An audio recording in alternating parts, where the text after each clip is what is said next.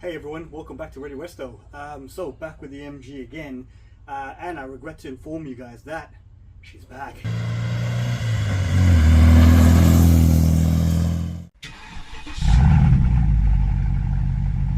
So I want to start this video off a little bit differently, with an explanation really, because it's been over a month since we started undertaking the work to get this car back on the road. And that also means that the videos, weren't necessarily all done in chronological order. So they are, slight lapses in the editing on there, because there'll be things that I've done at different times. So please forgive me for that. But essentially, I've tried to edit this video in a way that it makes sense in terms of the actual process now, knowing what I know now. From the start, perhaps I would have done it in this particular order. So hopefully this helps you guys do that. But what I wanted to call out on this was, there's a few things that I would have done from the start, and just to make note of for you guys, obviously just going through the video now.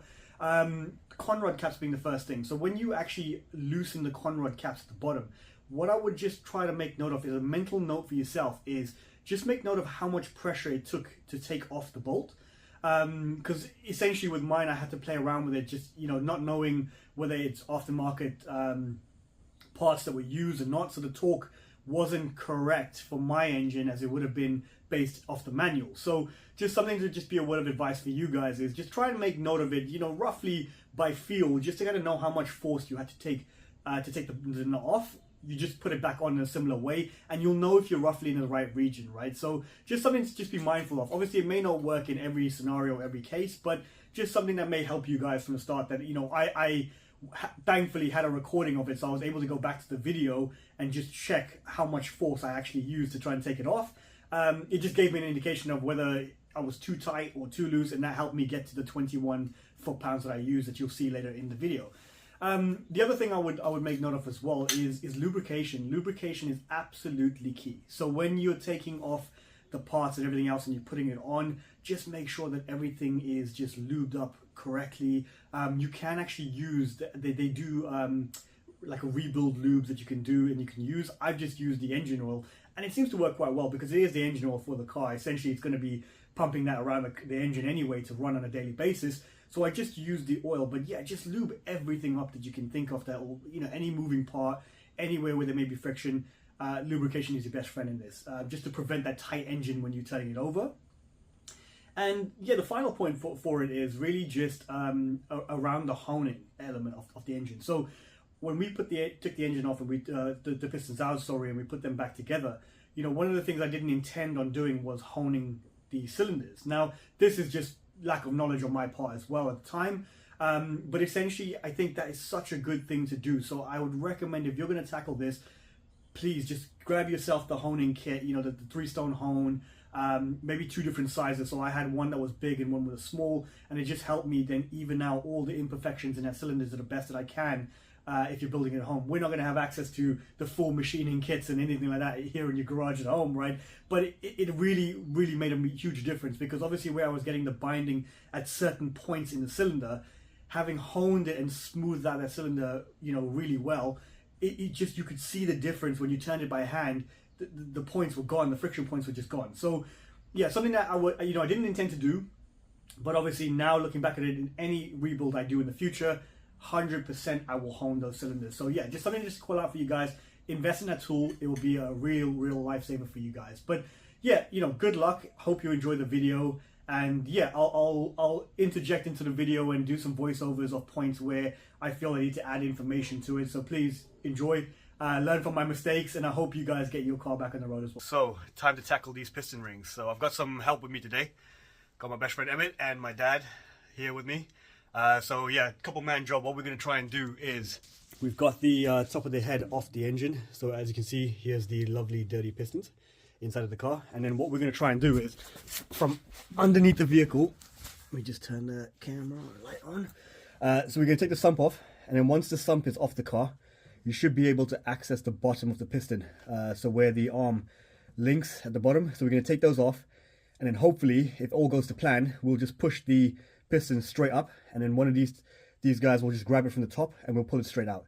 And then the same process to put it back in again. We'll feed it back from the top, we'll feed it down, and then again just tighten everything up, guide it back into the alignment at the bottom, and then tighten everything back up again. So Hopefully it shouldn't be too complex if everything goes to plan. But yeah, let's give it a shot, see what happens.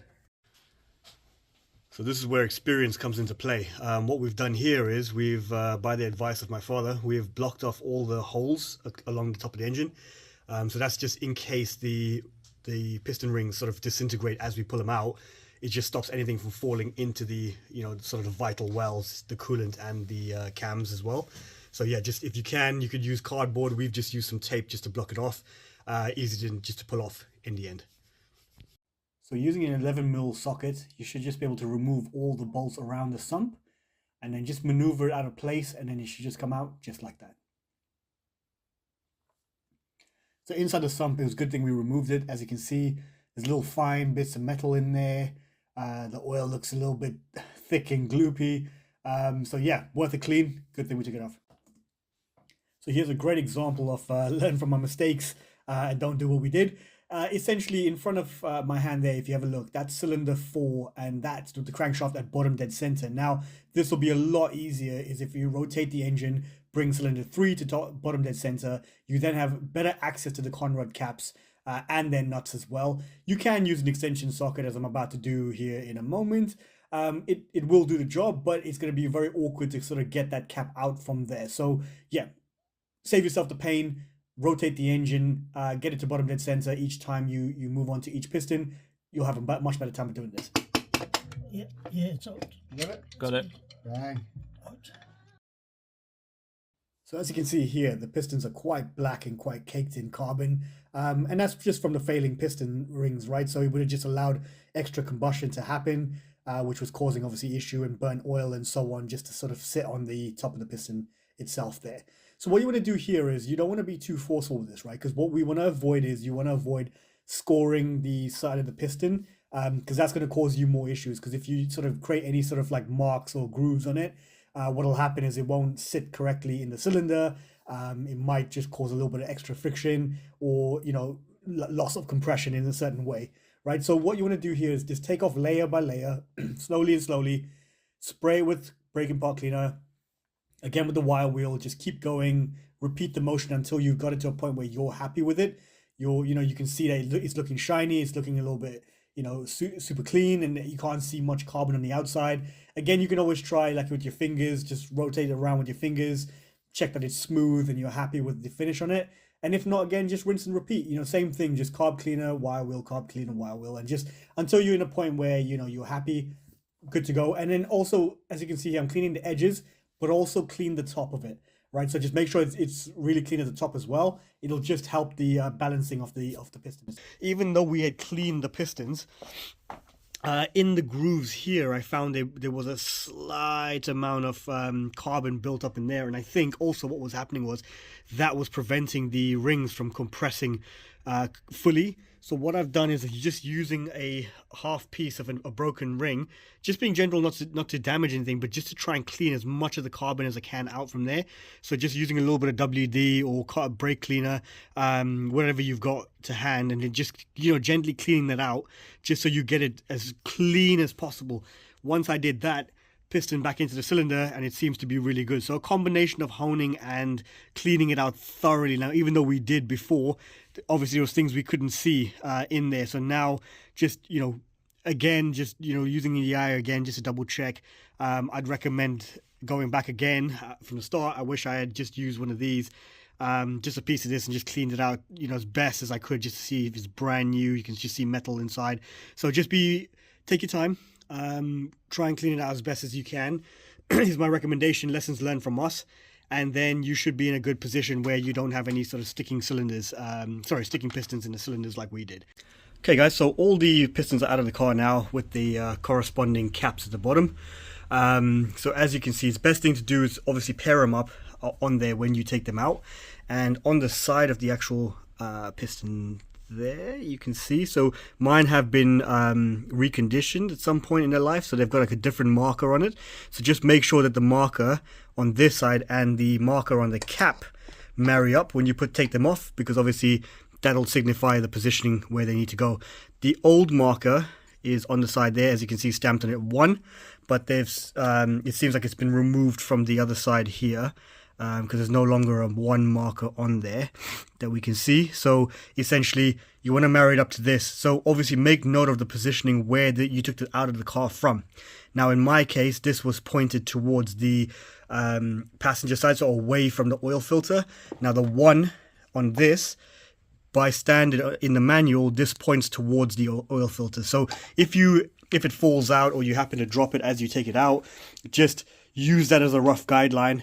Is if it's been reconditioned, it will have those additional markers on it that will go to the other side of the engine, and then anything with the stamping on the original 1, 2, 3, 4 stampings, that will go towards your oil filter. So just use that as a rule of thumb.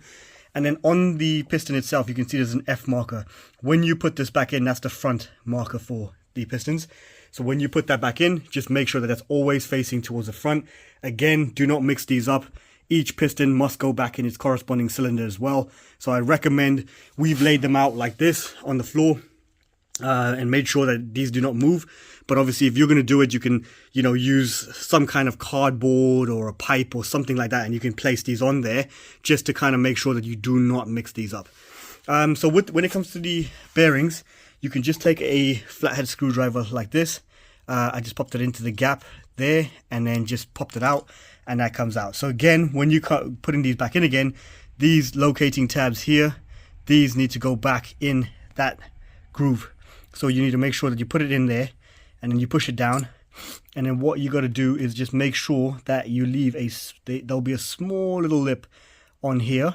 If you can catch your fingernail in it, that's the perfect amount on there, because it's called a crush. So what you want to do is leave that crush. That just helps it when it aligns, it puts it together, and then it stops it from being too tight when you put that on and you tighten everything down again. So again, it's not complex. Again, just same thing with this one. You just want to push them out off the bottom of the conrod and then just place them in again. Just make sure, again, just to reiterate, these locating tabs are very important. There will be some on the bottom of the conrod as well there on the left hand side, and then you want to just make sure that goes back in again. So there is also an oil, there'll be like an oil hole here, so you got to make sure that again it's not you don't put it on backwards or anything like that. That oil hole needs to be visible, obviously, to keep it lubricated as it goes. Cool, so let's get these replaced and then we can start reassembling the engine. Okay guys, so that's all the bearings back on again. As you can see, all matched up with their pair, all in line. Double check that the oil holes were all marked up and seated correctly. So one thing I forgot to mention to you earlier is obviously for the bearings, there is a specific size, right, for each one that you have. Now obviously these pistons were 060, but if you have a look on, let me just try and clean this a little bit for you. If you have a look there, you can see these actually say 040. So it's best thing to do before you order these is to double check that. Now, if you're lucky, you'll have the markings on it. I think the standard ones, they may not have any markings on them. So it might be a little bit trickier for you. But if your engine has been reconditioned at any point, you're going to have these markers on there. So always check these before you order it to get the right, make sure you have the right size of these on for your engine. Otherwise, they may be too tight or too loose, depending on what setup you have. So these are all ready to go now. What you will need to do is you will need to coat these with oil. So before you put them back on, just make sure that you put some oil on there, just so it doesn't stick to the metal. Just obviously, just take you either with your finger or if you have a brush or something like that, something clean. Just make sure there's no dirt or anything in there, because you don't want to scratch the camshaft when you put them together. But very cleanly, just apply some oil. You can use a tissue with dipped in oil, whatever works for you. Just make sure that you put some oil on there before you put it back onto the car. Hey guys, so we've run into a slight issue here when we put these back in again. So pistons 1 and 2, as you can see, they're inside perfectly fine. They move up and down as we turn the crank. No issues there. But 3 and 4, for some reason, they are tighter than the other two. So when we inserted the pistons into the cylinders here, we had to give it a little bit of force to try and get them to move up and down in the cylinder to try and mate them at the bottom. So obviously very, very tight. We can't turn the crank when it is like that. So what we've tried to have a look at and see is, maybe measuring it to see if there is an issue, maybe if it's slightly out of round. Now, obviously, if you have a bore meter, you can use a bore meter to measure the diameter on the thrust side, which is this end. This is a thrust. And then this is the adjacent side where it just sort of moves up and down. we try to measure it out and then just see what the issue was. Now, using the piston ring, we inserted the piston ring into the cylinder, using the piston to sort of push it down so it's level, and then using a bright light at the bottom, we shone it up just to try and check the edges, just to see if there was any gaps or anything around the ring, which will kind of tell you if your cylinder's out of shape. So you can use that. Obviously, bore meter will give you the accurate to the millimeter. The piston ring in a bind will let you see, you know, how bad the cylinder is if it's out of shape. We couldn't really see much. I mean, on the thrust side, there was a slight bit of gap in there. Like you can very slightly see light coming through from the underside, which obviously the thrust side gets the most wear, right? Because that's the side where the piston sort of moves up and down and, you know, rotates slightly, you know, over on one side depending on the movement of the crank, right? So we use that to see. It doesn't look like anything's crazily out of whack. The cylinder seems okay. So what we've decided to do is, as you can see, I've got some rags in there. Now we're going to hone the cylinder. So honing it will just give it a very fine shave around. It helps oil sort of binds the wall for lubrication as well. Something that's good practice to kind of do anyway when you're changing these out. So put in some rags in there, obviously, because we still got the crankshaft in play, right? We haven't taken this out. We haven't taken the block completely out of the car. So it's very important to squash some rags down there, make sure there is no gaps. I put a clean rag on the crankshaft. I put another rag on the top.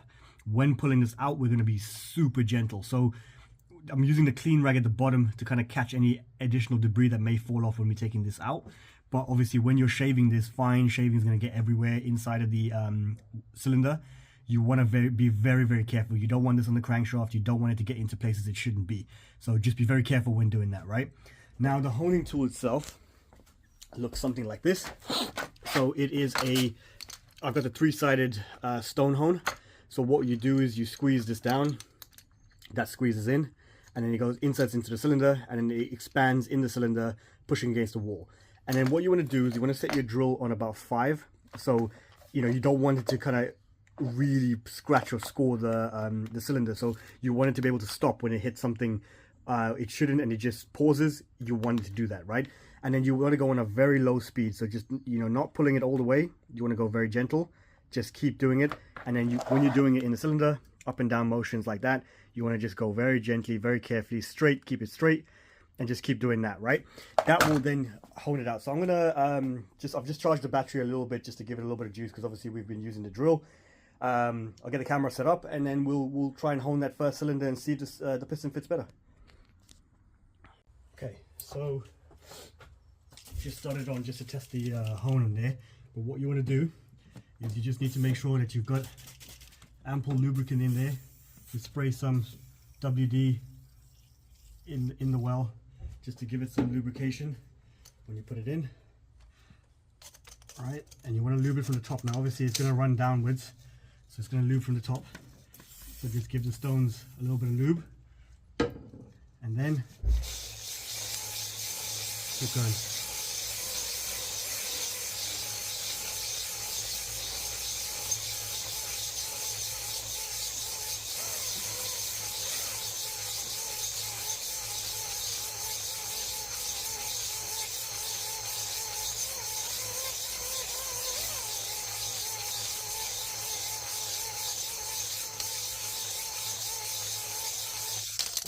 Okay,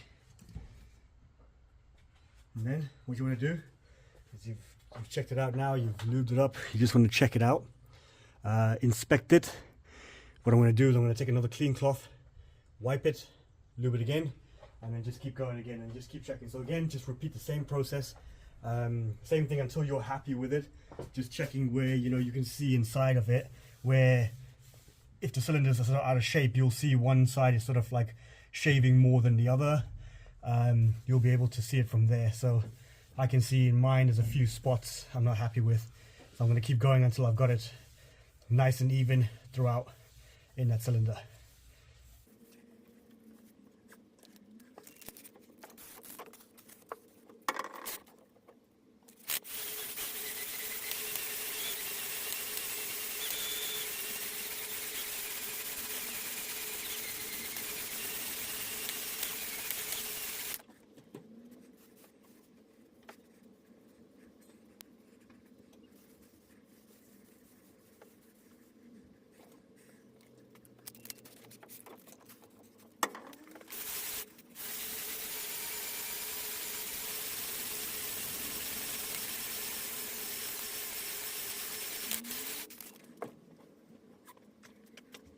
see, the hone sort of makes these patterns inside of the cylinder.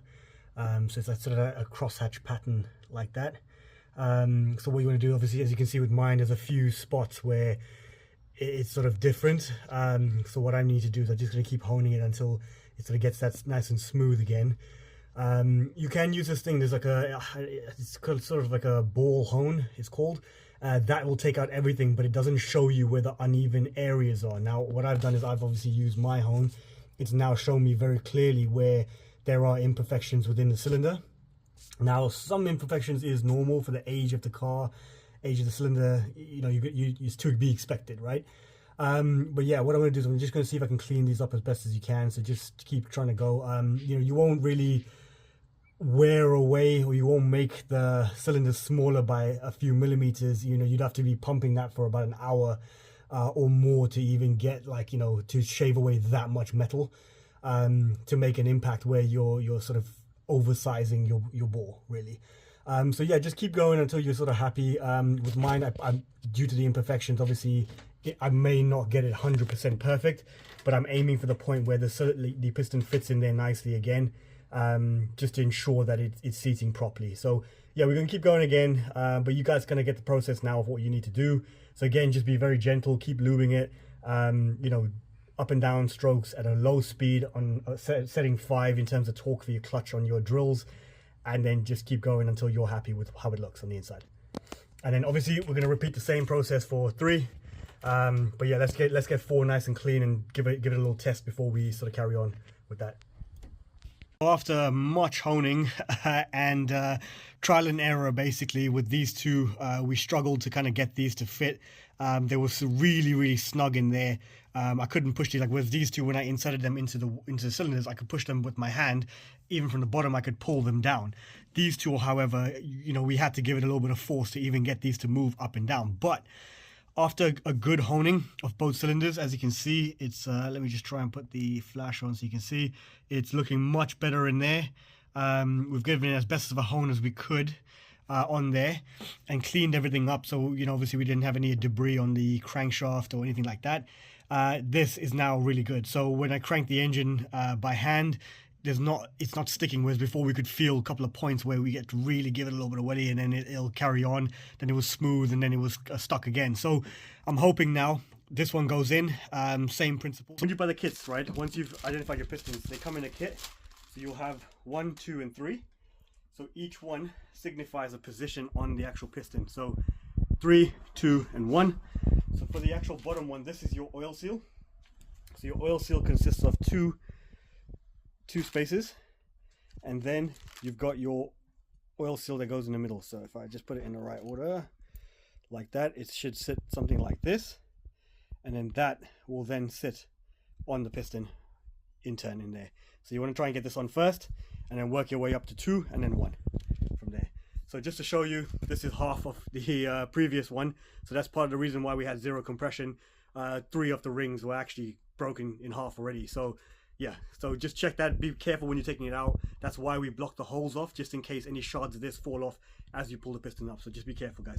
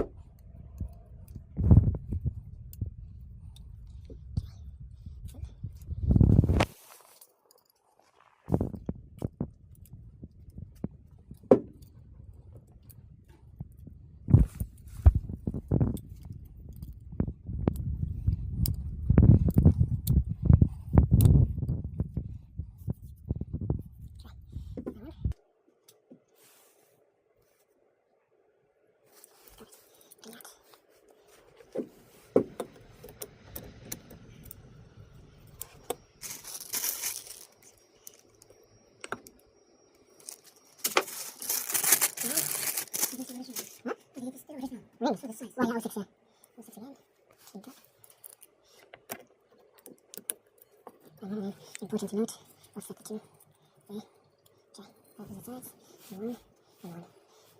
That's it, okay. Yeah, record it.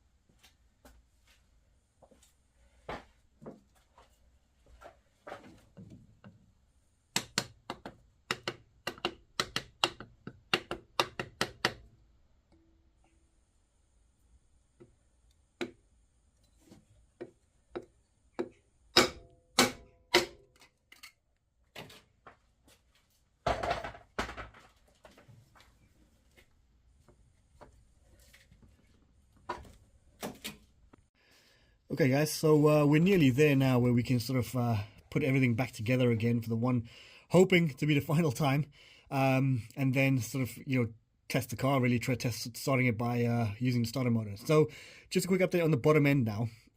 We obviously put the Conrod caps in, and these were all torqued up to 33 to 35 foot-pounds, but that was a spec for the standard pistons that you put into the car. You know, based on the manuals and so on. Now, I did a little bit more homework on it because I felt like it was a bit tight down here on this end. Like, you know, for example, when you have the Conrod connected, there should be a slight amount of play like that where it can move back and forth, right? It wasn't doing that at all. When we tightened them down, there was no movement in these at all, which means obviously they were way too tight. There was a little bit of binding going on at the bottom end as well. So, being fairly confident that the pistons were fine in the cylinder tension, how the pistons were sliding up and down in the cylinders, confident that that was, you know, in a good spot, came to the bottom end. Now remember, we did put new bearings on these as well, you know, against the conrods and so on. So, you know, we had to do something differently here just to try and test it. Now what I did was, using a little bit of research, some people did say, now we have 060 pistons on this car. They may perhaps be aftermarket pistons that were used on this vehicle. So, you know, bearing that in mind, that some of them said that the correct torque for these nuts here are about, you know, can be 18 to about 25. So I've tightened these by trial and error, turning the engine as we went. I found that for these, they're currently at about 21 foot-pounds, and that gives us enough, you know, wiggle that seems acceptable, along with the tension, and the engine's turning over by hand pretty well. There's no up and down movement if we try to push the pistons or so on. There's no up and down movement. It only moves side to side, which is acceptable for this, right? You know, so that being said, we're going to try it. Now, again, it may not be the right tension. It's going to be a trial and error job to get this right.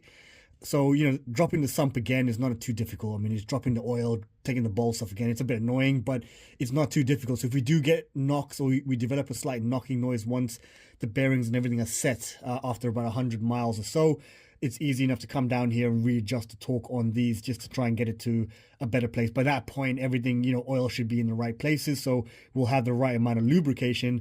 We'll just need to test it. So again, it means just driving the car quite easy while we're doing that. But yeah, we're going to have to go via trial and error on this one, just to try and get it right, because, you know, we don't know whether these pistons are aftermarket, standard, we're not sure.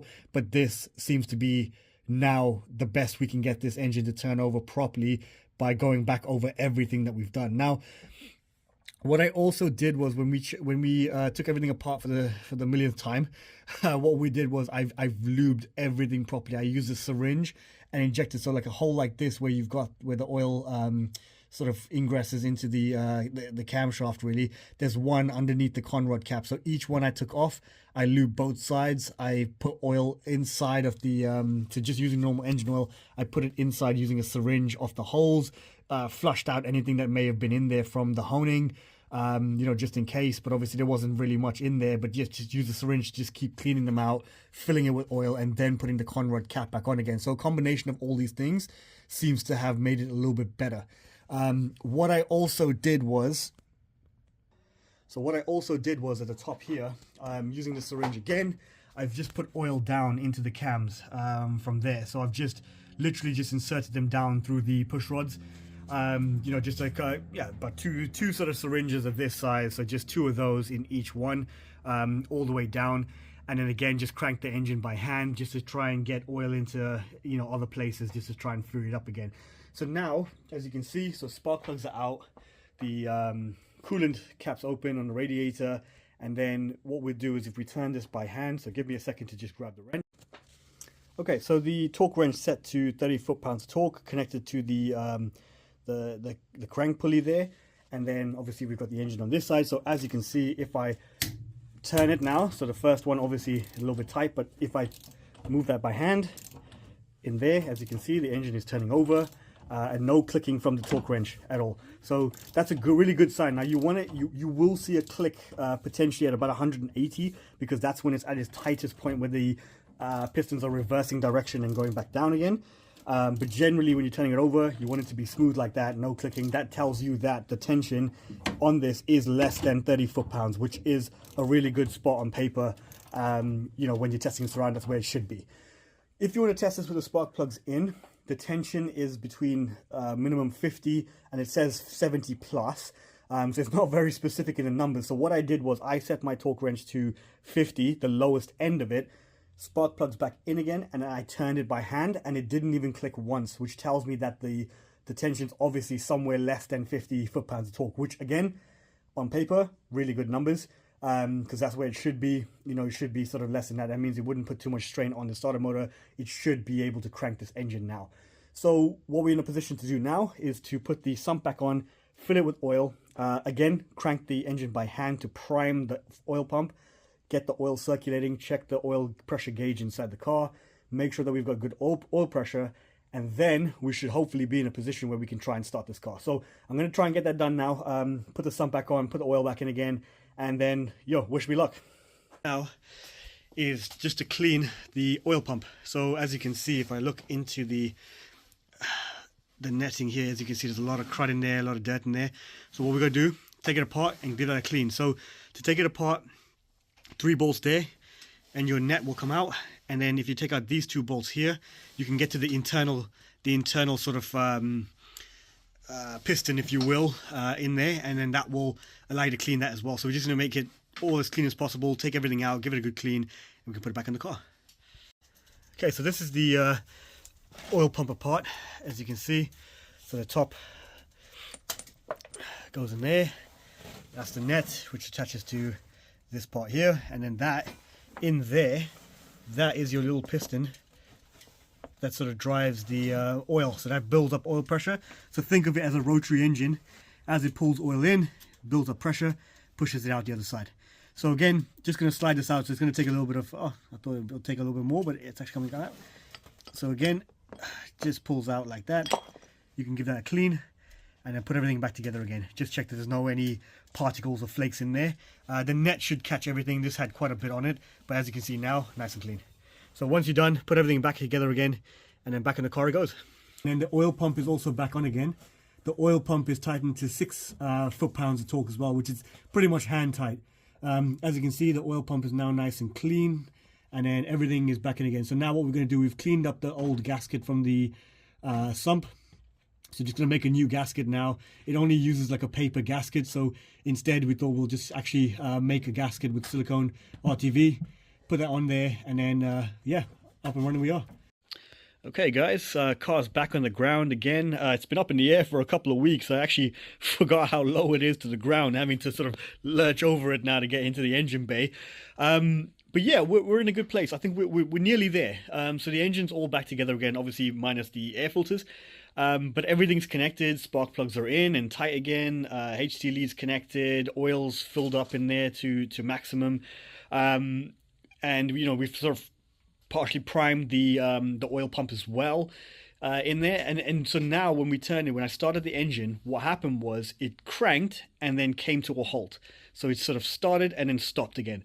So what was happening there is we're getting kickback. So what that means is when the starter's trying to turn it, the piston, it's a spark, the ignition really is just firing too early and it's stopping the starter motor. So as the explosion happens, it jolts the piston and stops the starter motor. It can't crank past that. So the way to test this is to see if you are suffering from kickback on yours is disconnect the HT leads and then fire it up. And then you'll see if the starter motor is turning over and it's revolving and revolving, you know for a fact then that kickback is occurring. So what you need to do with kickback is you need to retard the timing. So if you've seen my video where we've done the timing on this car, obviously we did the timing not knowing that the piston rings were on their way out. So what you need to do is just remember one thing. So loosen the retaining nut there. And then what you want to do is you want to remember that advancing is counterclockwise and retarding is clockwise. So when you remember that, what we want to do here is we want to retard it, but you want to move it maybe a millimeter or two over, very slight movement over. I want to say like, you know, the width of a matchstick or something like that. You want to move it over very slightly, just to kind of move the retarded timing so it's firing a little bit later in the cylinder. So once I've done that, I've tightened it back up again, started the car, put the HT leads back on again, and now we're getting the revolutions. We're getting a good revolution over. It's not stalling the starter motor when it's turning over. So that's the best thing I can say to you guys, is just check that. If you're getting the same problem where you're cranking it and it's stopping in its tracks, but everything else seems to be turning okay by hand, then it sounds like you're getting kickback on there. So yeah, that's the way to fix it. So yeah, just make sure it's a very small adjustment. Now again, because you can't get the car running, you can't check it thoroughly to see what degrees it's on. So again, very small increments so you don't throw it out massively. Just turn it very slightly. If you're still getting kickback a little bit more, just move it a tiny bit more until you get a point where you're good and you're getting good revolutions. Now, it did try to fire. When I did start it, like once I adjusted the kickback, it did try to fire, and then I heard it just start to go, and then it stopped again. So what it is, I think my starter motor is now too tired. I think it doesn't have enough torque to turn a tight engine. Now, obviously, it's tight because it's brand new piston rings, brand new bearings. You know, it's a little bit tight, which is natural when you've changed the parts in there. So I think it just doesn't have enough grunt. Now, I do have two batteries connected. I've got a big battery in the back with the original battery on there, just to rule out the battery is not the problem. The terminals are fairly clean now. I know it's turning over. I can hear it going. So I think it's just the starter motor that's tired. So I'm going to change the starter motor out anyway. I've got a spare one here anyway. We're going to change it, and then just see if we can get this baby running again smoothly. But it is very cold here. It's like -4. So yeah, we're still determined. I'm still determined to get this going. I've got frozen toes and fingers here, but we will get it running. I'm gonna, you know, try and do that as soon, and I'll get that recorded for you guys as best as I can. I'm on my own now, so to try and do this work. So it'll be really hard from a camera angle, but to get to the starter motor, you've got the bolt at the top there, and then there's one towards the block at the back down there, and then we just need to connect the all the cables up again. So it shouldn't be too hard. It looks like it has been changed. It looks like it is a newer starter motor, but obviously we just don't know how it's been treated before in its life. So yeah, I'm gonna swap it out anyway and then see if we can get this thing to go.